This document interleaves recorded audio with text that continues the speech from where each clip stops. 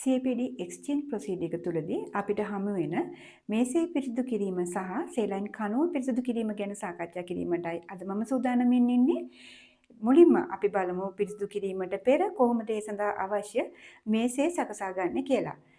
මේසේ මතු පිට ගැන සැලකුවොත් එහෙම මේසේ මතු පිට ඉතා සුමට විය යුතුයි. ඒකේ අර අපි යොදා ගන්නා ලෑල්ල පතුරු ගැලවෙන කුඩු තියෙන ලෑල්ලක් වෙන්න බෑ. එතකොට කොන් 4 ගැන සැලකුවොත් එහෙම ඒක උල් ආකාරයට සකසා ගන්න එපා. ඒක හොඳට රවුන්ඩ් කරලා සුමට කරගන්න. ඒ වගේම ෆ්ලුයිඩ් බෑග් එක සහ ඉතුරු බඩු ටික තියන්න පුළුවන් ප්‍රමාණයේ තරමට කුඩා මේසයක් සකසා ගන්න. මේකේ පරමාර්ථය වෙන්නේ අපි මේසේ පිරිසිදු කරාට පස්සේ ඉක්මනින්ම මේසේ වේලෙන්න ඕන. ඊළඟට සේලයින් කණුව ගැන අපි කතා කරමු. සේලයින් කණුව අපිට සාදා ගන්න පුළුවන් සුදු වානේ වලින්. ඇත්තට මේක මිල අධිකයි. එහෙම ඔයාලට බැරි නම් ඔයාලට ඒක සකසා ගන්න පුළුවන් යකඩ වලින්. එහෙම වුණොත් ඔයාලා ඒකට තීන්ත ආලේප කරගන්න ඕන. ඒ වගේම විශේෂයෙන්ම සඳහන් කරගන්න ඕන ඒක ලී වලින් සකස ගන්න එපා. ඒකේ පතුරු ගැලවිලා කුඩු එහෙම තිබ්බොත් අපිට මේ ප්‍රොසීඩර් එකදී ඒක භාවිතා කරන්න අපහසු වෙනවා.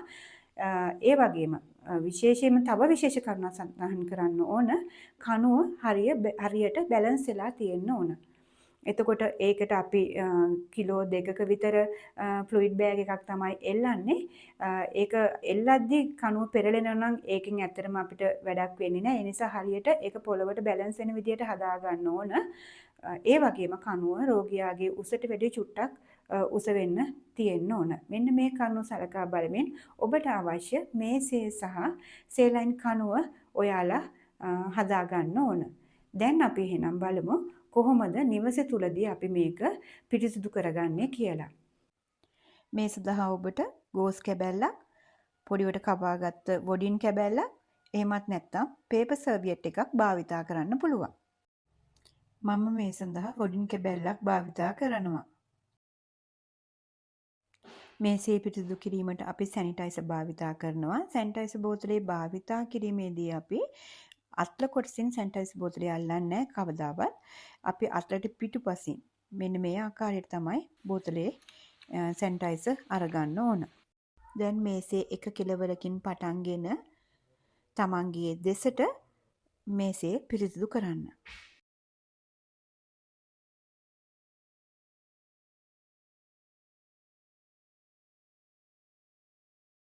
ඊළඟට අපි සේලයින් කණුව පිරිසිදු කරගමු.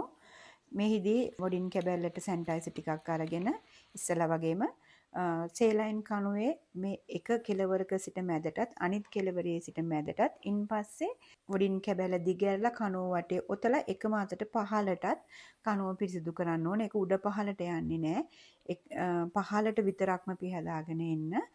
ඊට පස්සේ අමතර කොටසක් තිබ්බොත් කණුව මැද ඒක අන්තිමට පිසදා ගන්න.